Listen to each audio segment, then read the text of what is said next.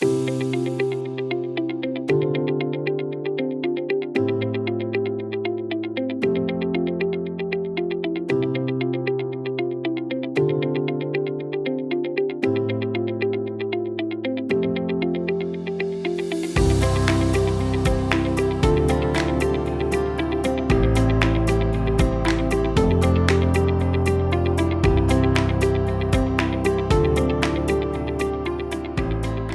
ferramenta, assim, quando eu entrei, foi a que me chamou mais atenção. Na época ela era de código fechado, hoje ela está aberta, então qualquer um pode utilizar. Então vou falar um pouco sobre arquitetura, o que é a plataforma, como instalar, configurar o provisionamento. Então a gente vai passar pelos comandos básicos dessa ferramenta. O que é o TPA?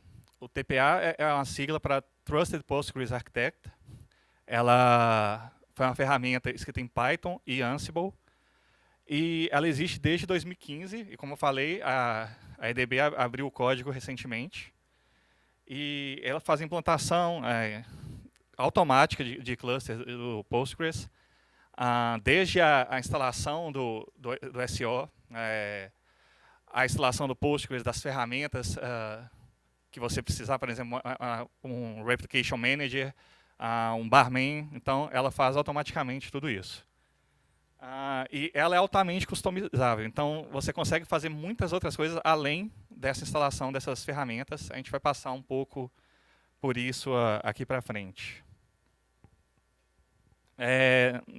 Nesse exemplo que eu vou dar hoje, nós vamos implantar a arquitetura M1, que é o Postgres com Stream Replication.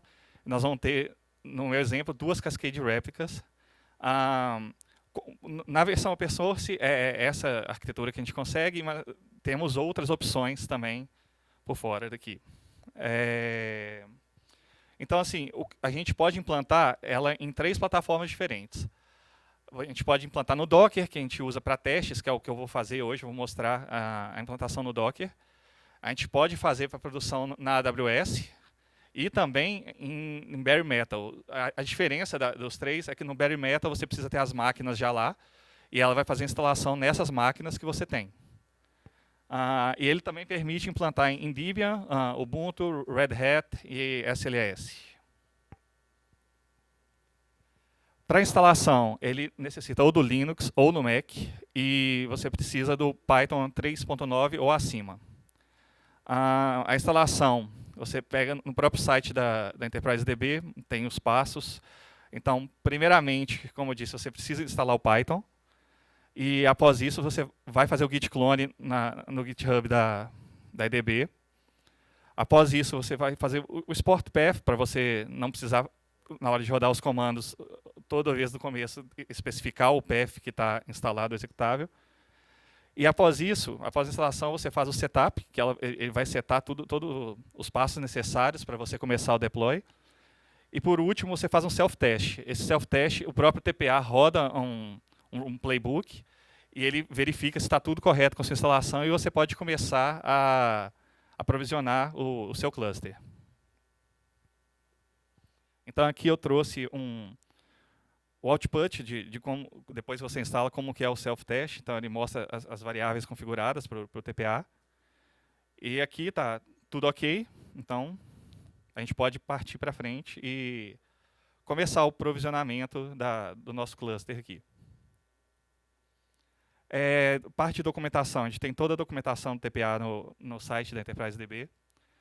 Mas, além disso, você pode usar o TPA exec info, mostra algumas informações. Você pode ver informações sobre as plataformas que são que você pode fazer esse deploy, como eu falei, o Docker, o AWS e Bare Metal. E também ver mais informações sobre arquiteturas com TPA exec info architectures. A configuração do TPA, basicamente, o arquivo principal é o config.yml. Ele tem a topologia e configuração do cluster. E quando você faz o configure, que eu vou mostrar aqui para frente, ele cria o diretório do seu cluster e lá vai estar o config.yml e os demais arquivos necessários para fazer esse deploy. E esse config.yml, você pode editar ele manualmente, você pode gerar através do comando tpa-exec-configure, e você pode fazer os dois. Você pode rodar o comando configure e fazer alterações depois dele mesmo ter criado o config.yml. Você pode, por exemplo, alterar o nome dos nodes, que nesse meu exemplo vão ser os nodes padrões, que eles geram nomes aleatórios. Então você pode setar o IP. Então você pode gerar o config.yml inicial com o comando configure e depois ajustar ele de acordo com a sua necessidade. Então aqui, você pode ver as outras opções também do configure. Você utiliza o tpa-exec configure.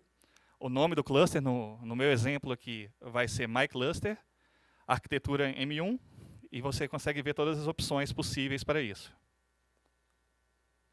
Então, nesse exemplo, eu usei o configure. Aí, após isso, é o nome do cluster, como eu disse, mycluster. Você seta a plataforma. Nesse caso, eu vou usar o Docker, arquitetura M1, como eu falei anterior. O sistema operacional que eu vou usar aqui nesse teste é o Red Hat, na versão 9. Eu vou instalar o Postgres 16, com 2 réplicas Cascaded, e vou usar como failover manager o Replication Manager, e também estou desabilitando o Git. Com isso, ficou assim o meu config.yml. Vocês podem ver que tem o Replication Manager como failover manager, Postgres 16, e temos 2 locations aqui, a main e os DR nodes que eu setei como replication, cascade replication. A imagem que vai ser usada, o Red Hat 9, no Docker. E aqui o nome. Temos os nomes das instâncias, como eu disse, foram todas geradas aleatoriamente. Você pode ver que o role daqui do Node 1 ele vai ser o primary, o Node 2 vai ser uma réplica, o 3 vai conter o barman server, e o 4 e o 5, a location dele é diferente, são os DR nodes, e ambos como réplica, tendo o Node 2 como upstream deles. Aqui eu... Oi. Por exemplo, assim, ali está usando tudo dentro do mesmo host, no caso, né? Ele vai criar daí os nós no Docker lá. Isso. Né, em cada um. Mas, por exemplo, se eu for usar como uma máquina física, por exemplo, ele funcionaria também para eu criar toda a estrutura desde o zero. Isso. Entendi. Aí seria no Bare Metal, a plataforma aqui. Eu digo no YouTube, no Ubuntu, por exemplo. Uhum. Só que eu acho que ele falou lá que você já teria que ter as máquinas previamente prontas. Isso, você já tem as máquinas lá. Pronta no que sentido? Já com o Postgres instalado? Não precisa do Postgres instalado. Ele vai instalar o Postgres. Só que precisa ter comunicação. Você precisa ter a máquina lá, o IP dela para setar aqui. Certo. Qual é o IP? Isso. Ele está fazendo o setup do ambiente, você passa os outros parâmetros ali, provavelmente, que você fala, máquina 1 é primária, máquina 3x é secundária. Perfeito. Agora, teve uma dúvida nessa arquitetura. Eu vi que tu na máquina 3 colocou o barman ali, mas poderia ter colocado ele dentro de uma outra máquina com Postgres? Ou tem que ser separado? Poderia, mas assim, com prática aqui a gente usa o... Separado. Você pode ver que durante o configure eu nem mencionei barman, e ele já coloca um servidor para backup automaticamente. Ele Mas tem aí- suporte a outro tipo de pagback REST? O piggyback REST não. Que eu me lembro, não. Mas eu acho que eu esqueci de mencionar aqui, por exemplo, o Replication Manager, eu coloquei um failover, mas você pode usar nele, você pode usar o patrão. Isso. Relacionado com o que ele comentou, o cenário que a gente tem disponível na versão open source, esse cenário, né, a questão do Barman, né, aquela máquina e não de outra, isso tem a ver com as boas práticas e expertise que se desenvolveram ao longo dos anos. Só, por exemplo, o TPA sai desde 2015. Mas os outros cenários que não estão aí, eles também vão ter aí toda uma soma, né, de conhecimentos que vocês adquiriram ao longo dos anos que só está disponível numa versão A versão Enterprise, a diferença é que, por exemplo, a gente tem o Postgres Distributed. Então, ele já seta o PGD completamente. Mas, assim, as ferramentas open source, todas estão na versão open source. Você pode usar como quiser.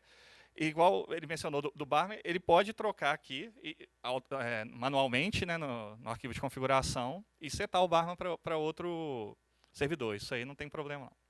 Sim, mas a expertise de vocês que vocês têm para outros cenários, outras arquiteturas, elas não estão ainda disponíveis na versão open source. Como eu disse, a diferença da open source para a versão Enterprise são as ferramentas Enterprise só. Então, assim, tudo que é open source você consegue fazer o deploy com open source. O que está fora é justamente as ferramentas que a gente tem que não são abertas. Então, aqui eu coloquei um exemplo menor do provision, porque quando você faz roda o TPA exec provision my cluster, ele vai pegar esse arquivo de configuração e vai provisionar as máquinas. Nesse caso, eu peguei um output menor, senão ia ficar impossível de ler aí. Nesse caso aqui, eu já tinha provisionado e só rodei o provision novamente. Então, ficou bem pequeno o runbook, mas foi um exemplo para vocês poderem ver como que roda o provision. E aí, após o provision... Uma vez que você provisionou e que já está, né, bonitinho ali, a sua árvore de replicação master, replicações, tal, as réplicas, se você em algum momento alterar esse arquivo de emo e rodar ele novamente, ele é independente e ele não quebra o que não precisa se mexer. Isso, ele vai ver o que teve de alteração. Quando você altera o arquivo de configuração, você vai precisar rodar o provision de novo. Vai provisionar novamente. Quando ele vai fazer o provision, ele verifica o que tem de diferente da última vez que ele fez o provision. Isso. Então, assim, se você adicionar um server, por exemplo, ele vai verificar, adicionou um server e vai setar mais um server aqui no provision. Então, depois que a gente fez o provision, se eu verificar no Docker, eu tenho todas as imagens geradas já lá, as máquinas estão prontas. Só que o provision, ele só apenas provisiona os nodes, né? Então, para instalar tudo, a gente precisa rodar depois do provision o TPA exec deploy. Então, esse comando aqui, ele vai instalar os softwares, vai configurar o cluster de acordo com tudo que está lá no config.yml. E aqui eu nem trouxe nenhum output dele, porque como ele vai criar tudo do zero, instalar tudo nas máquinas, ele leva alguns minutos para terminar. E o deploy ele pode ser rodado muitas vezes. Então, a primeira vez ele instala o necessário, configura tudo do zero, e as outras vezes, como o seu exemplo de modificar alguma coisa, você roda o provision de novo, roda o deploy de novo, e ele instala tudo que tiver de novo. Ele não reinstala tudo do zero, não. E, por outro lado, quando você não quer, por exemplo, no Docker, que a gente realiza testes, você quer destruir o cluster, você roda o TPA exec deprovision no mycluster. É aquele, de acordo com a plataforma, ele exclui o que foi criado. Então, por exemplo, no AWS e no Docker, ele vai remover tudo que foi instalado pelo TPA. Já no Bare Metal, ele remove todas as chaves, o inventário Ansible. Só que, por exemplo, o Postgres que foi instalado pelo TPA, ele não vai remover dessas máquinas Bare Metal. Então, a diferença do Bare Metal para o AWS e para o Docker no deprovision é essa. No Bare Metal, você tem que fazer uma remoção manual do que foi instalado, caso você não for usar mais. Tinha dúvida? Oi?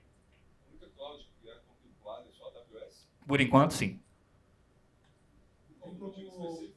Não sei te informar. Tem como proteger o ambiente de produção para não ter esse comando? O deprovision? É basicamente isso. Eu não sei te responder, mas eu acho que não.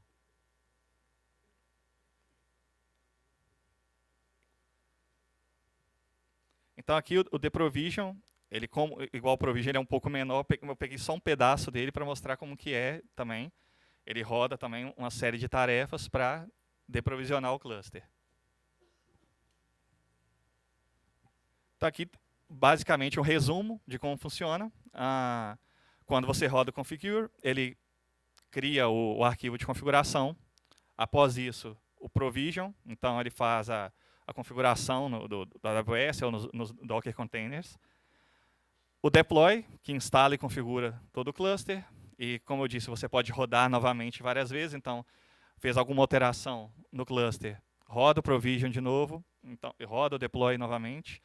E assim, isso não é nem, por exemplo, eu dei o exemplo de adicionar um node, mas se você fez uma alteração lá no config.yml de uma variável do Postgres e você quer persistir, você faz o provision, faz o deploy de novo, que ela vai alterar a variável.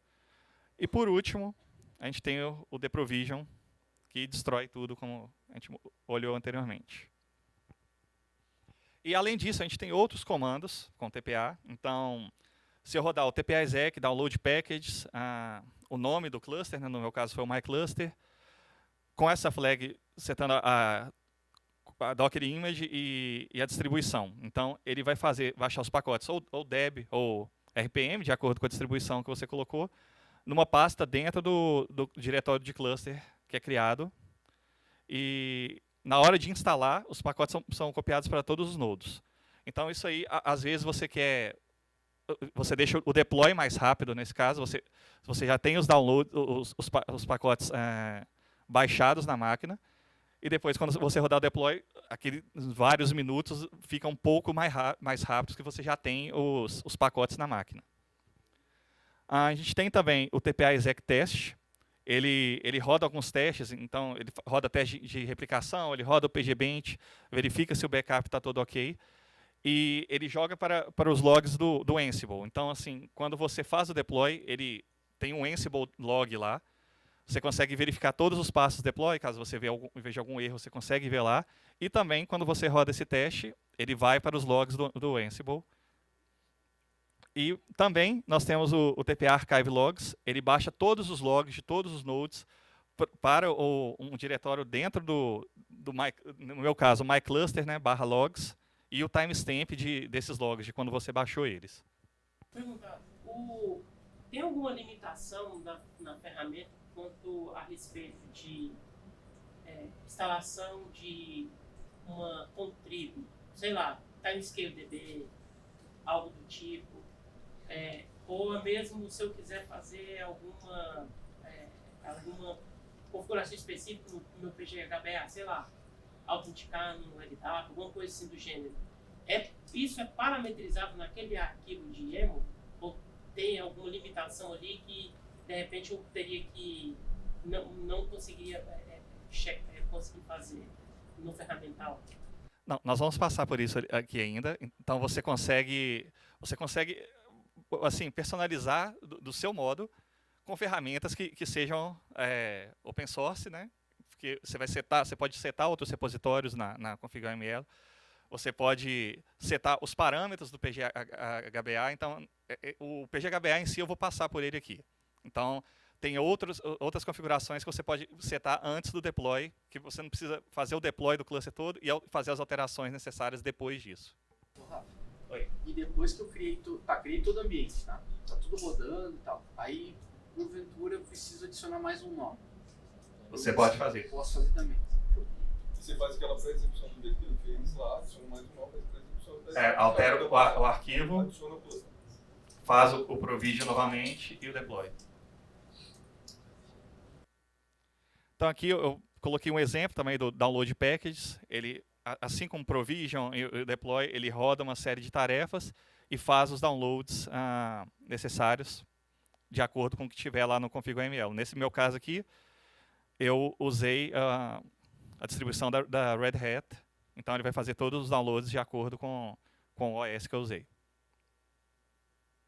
Outros comandos, a gente tem o TPA exec switchover. Rodando esse, você faz o switchover do primário para a réplica que você especificar aqui no replica name.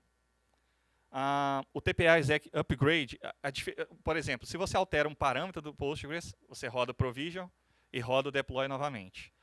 No caso de você alterar, por exemplo, a versão que eu tinha colocado lá, coloquei 16. Se você quiser fazer um upgrade para 17, não adianta você rodar o provision e deploy. Na questão de versão, você tem que usar o TPA exec upgrade.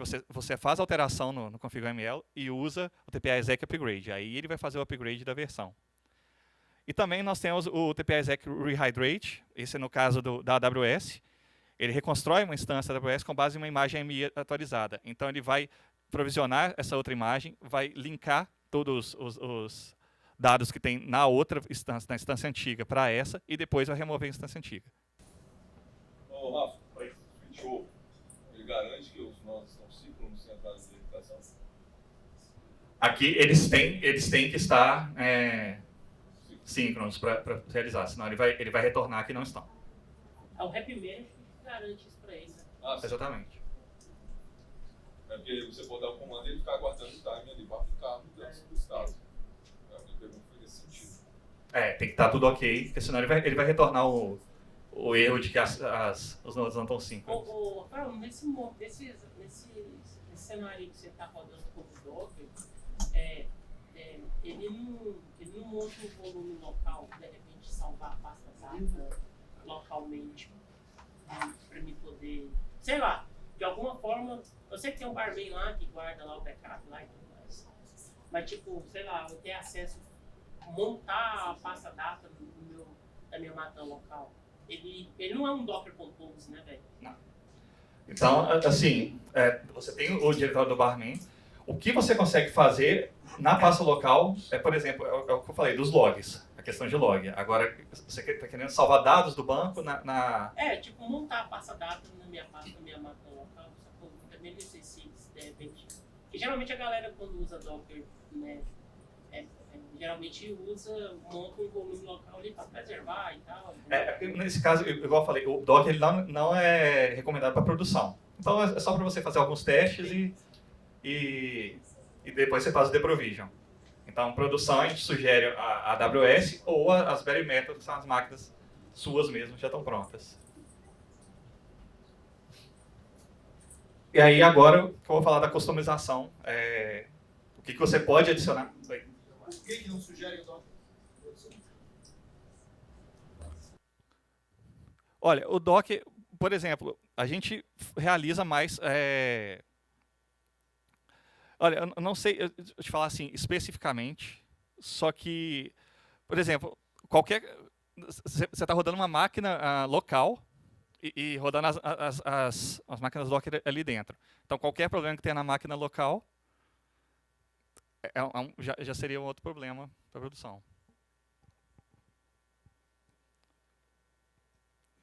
Então, aqui, eu vou dar alguns exemplos de customização. Então, por exemplo, no initDB, se você quer um locale diferente ou qualquer outra configuração do initDB, você pode setar no arquivo de configuração. Então, aqui eu mudei para o francês do Canadá, o locale, e habilitei o Data Checksums. Você pode setar também tablespaces, igual eu criei aqui a tablespace 1, aqui é necessário pelo menos o nome e a localização do tablespace. Então, ele vai criar automaticamente esse tablespace. E no caso dos bancos de dados, você pode setar apenas o nome, ele vai criar aqui. Ou você pode setar infinitas outras opções. Então, na database 2 aqui, eu setei o owner, setei encoding, o template que ele vai utilizar, as extensões que você vai usar nessa database, linguagens e qual tablespace que ele vai estar. Ali, quando ele é um array, ou seja, se eu quiser quebrar aquele HT, colocar traço, TimescaleDB, traço, pgcron, aí por aí vai, né? Você vai colocar embaixo name, aí pg. Tá com um tracinho, né? Isso, extensions, aí name, igual aqui, hstore, aí você vai fazer outra linha, name. Então tem que colocar... Isso. Acho que para ficar mais claro é lembrar que esse aspecto no YAML, né? Então tem que seguir a sintaxe do YAML. Isso, tudo aqui no arquivo de configuração. Então, roles, a gente já pode setar os roles, você não precisa depois do deploy ir no banco de dados e criar os roles. Então, aqui eu criei o meu username, o password gerado, nós vamos ver mais para frente como que é esse, eu não setei nenhum password aqui, né? Os atributos, então ele vai ter os atributos de superuse e de replication nesse caso, e vai ter os mesmos grants do role 1 e 2. Então, você consegue configurar isso tudo antes do deploy. Aqui, falando do password, aqui atrás eu não setei um password, então o TPA vai criar um password. E com esse comando, TPA exec show password, o nome do cluster e o username, nesse meu caso seria mycluster Rafael, ele vai mostrar a senha que foi criada. E para alterar essa senha, se você alterar direto no banco, na próxima vez que o banco for reinicializado, ele vai voltar para a senha anterior. Então, para alterar, você precisa usar o TPA exec store password, no meu caso aqui, mycluster Rafael, e aí ele vai alterar o password e vai persistir essa alteração. Então, aqui, vamos falar das configurações do Postgres em si. A gente tem duas opções nesse caso. Então, você pode utilizar aqui embaixo do cluster vars. Nesse caso aqui, eu estou setando as configurações para todos os nodes que tem Postgres.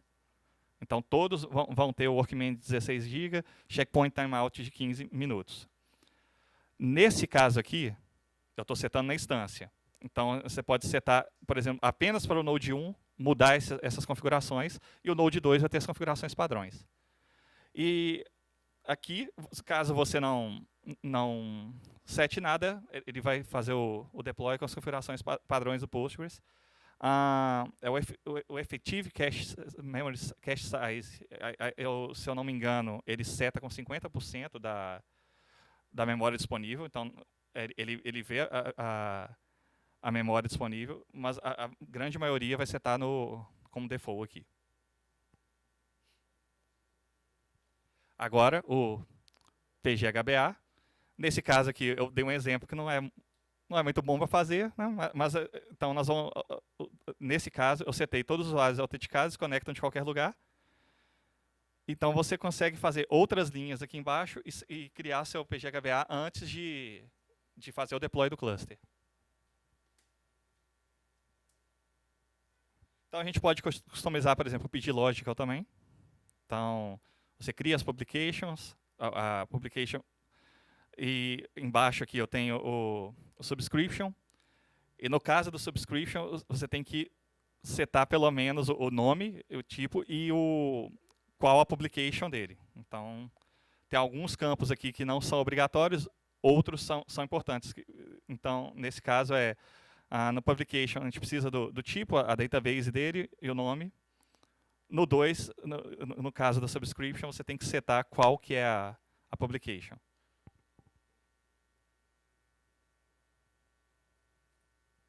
Aqui a gente também pode setar as configurações do pgbouncer. Então, igual, por exemplo, no meu cluster eu não rodei pgbouncer, não rodei o pglogical, mas também é possível instalar eles.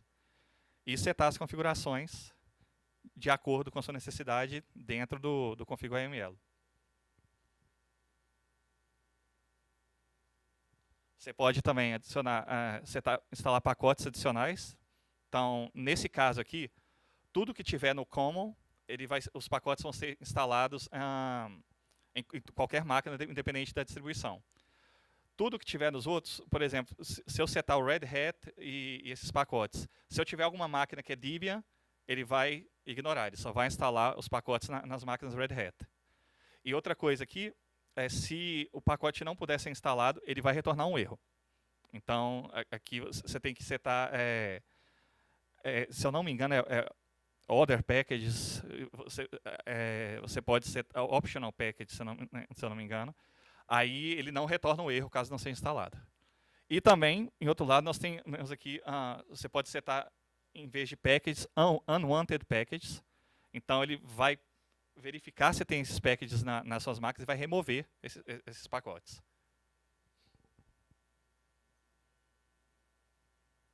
Aqui nós temos outros comandos. Você pode rodar, por exemplo, igual aqui, o TPA exec cmd. Você seta o diretório do cluster. No caso, eu estava dentro do diretório, então você tem apenas um ponto. Os hosts que você quer usar, rodar o comando. Então, eu vou rodar em todos os hosts nesse caso. Você pode setar o user que você vai rodar esse comando. Nesse caso, eu deixei o user como estava. E rodar o comando. Então, nesse caso, isso aqui da minha máquina mesmo, eu rodei o TPA exec cmd, all hosts, uptime. Então, ele vai retornar o uptime de todos os nodes para mim, direto na minha máquina. Outro exemplo aqui, eu setei apenas no Node Ukulele, tornei no user barman. Então, usando o user barman, eu rodei o barman check all direto do barman server, mas na minha máquina rodando para lá. Então, aqui a gente tem o output do check all. E aqui, o terceiro exemplo, eu rodei de novo para todos os servers, usando o user Postgres, o select pages in recovery. Então, a gente consegue ver o geral de todos os servers. A gente tem alguns aqui em recovery, outros não. Então, a gente não precisa entrar server por server para verificar esse tipo de coisa. E aqui a gente pode também, além do config.yml, a gente pode criar alguns playbooks. Então, nesse caso aqui, eu criei o comando barmancheck. Então, para rodar ele depois da criação desse YML, eu rodo o tpa exec barmancheck, o diretório e setas variáveis. Então, aí nesse caso, eu criei a primeira task aqui, ele vai rodar o barmancheck. Após isso, ele vai fazer outra task que ele vai mostrar o output desse comando. A terceira task, ele vai listar, vai rodar o list backup. E na quarta, ele vai mostrar o output desse comando. Então aqui eu rodei tpa exec barmancheck. Você pode ver o play custom command, barmancheck, que foi eu que criei esse YML. Primeira tarefa, ele roda o barmancheck. Segunda tarefa, ele mostra o output do barmancheck. Na terceira, roda o list backup. E na quarta, ele mostra o output desse list backup. E por último, nós temos os deploy hooks. Eles são bem parecidos com esse último comando que eu rodei da criação dos playbooks, mas eles já estão lá e eles têm funções pré-definidas. Então, se você setar alguma task no pré-deploy, criar um pré-deploy YML, ele vai rodar as tasks que você colocou antes do deploy começar. Se você criar um no post repo, ele roda alguma tarefa depois de adicionar esses repositórios. Nós temos também o pré-initdb, então depois de instalar todos os pacotes, mas antes de inicializar a database, você pode rodar algum comando que seja necessário antes.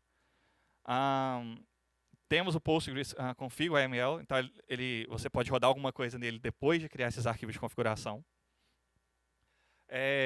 O Postgres config final, você pode rodar algum comando depois de iniciar o Postgres, mas antes de criar usuários, as databases e as extensões. Temos também, depois de instalar o barman, criar os users, mas antes de gerar esses arquivos de configuração, você pode rodar alguma tarefa, então pré-config do barman. E nós temos também depois o post deploy hook. Esse aí você pode rodar assim, a série de tarefas que você quiser, porque depois elas vão ser rodadas depois do deploy. Então, você pode fazer qualquer alteração já direta depois do deploy do cluster. Então, qualquer coisa que você queira instalar depois desse deploy, que você queira modificar, ao invés de você ir manualmente, você pode colocar nesse runbook. E um detalhe interessante é que todos esses hooks, eles rodam, se eles estiverem lá presentes com essas tarefas, eles vão rodar junto com o deploy. Então, você não precisa rodar ele separado, como eu rodei esse do barman, por exemplo, que é personalizado. No mais, alguma pergunta? Aquela parte que você mostrou sobre teve a parte que você provisionou um cluster na 16, depois você sugeriu uma mudança lá para o 17. Aí, nesse momento, ele faz um page upgrade? Ele roda o page upgrade. E aí, sem preocupação, você roda o tpa exec upgrade, ele já faz esse upgrade para você. Os tpa exec conseguiu automatizar a aplicação de fetch, depois release novos? Não upgrade, just release, somente release. Tipo, eu tenho 5 clusters, eu quero de uma minha máquina lá, a minha máquina de extração, assim, quero atualizar todas. Fazer, por exemplo, minor upgrade. Minor upgrade. Pode. Consegue. Tá, se você faz lá o switchover com o Deprecation Manager, por exemplo, como que é feita a atualização retroativa dos scripts? Se você muda o primário de servidor. Ele faz as configurações todas rodando o primary. Eu tenho anotado exatamente que ele é exatamente o mesmo comando do Rep Manager. Mas aí ele atualiza os configs, os playbooks? Ele atualiza, ele executa uma alternância entre o primário e a réplica. E a réplica selecionada ela vai ser promovida ao novo primary, a primária anterior vai se tornar uma nova réplica e todas as outras réplicas elas são reconfiguradas para o novo primary. Entendi. E tem alguma coisa para integração com o Prometheus para já ter o exporter? No momento não. Mas tem aquela parte lá do pacote que pode ser Você pode adicionar os pacotes, o pacote pode ser instalado. De repente, instalar ali. Rafael, se você tem... Tá conseguindo me ouvir bem? Se você tem o meu ambiente lá que eu faço a gerência de configuração usando o Ansible para uma série de... para tudo, né? Inclusive servidores Postgres, tá? E que nelas eu uso...